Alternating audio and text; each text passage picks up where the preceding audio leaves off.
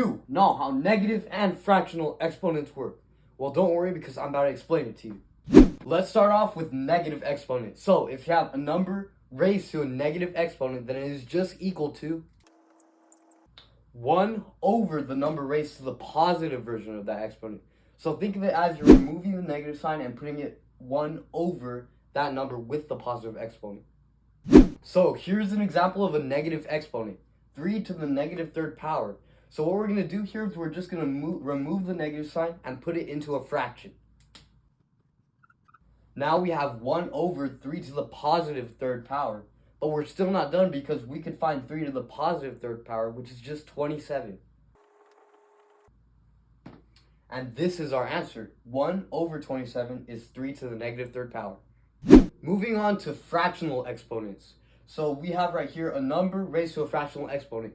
And that is just going to be this. Now it looks a little confusing at first, but let me explain it.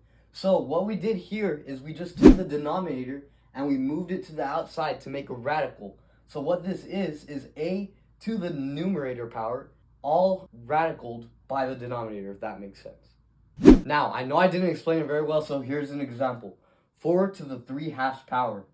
So remember what we said, we're just going to move this denominator over here to make a radical. So let's just do that right now.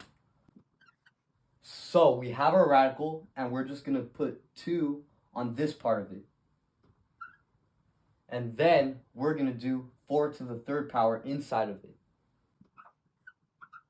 Now all we have to do is just solve for this. Well, we know that 4 to the 3rd power is just 64, so let's rewrite it. Now what we have is the square root of 64. And we all know that the square root of 64 is just 8. I hope this helped, and God bless.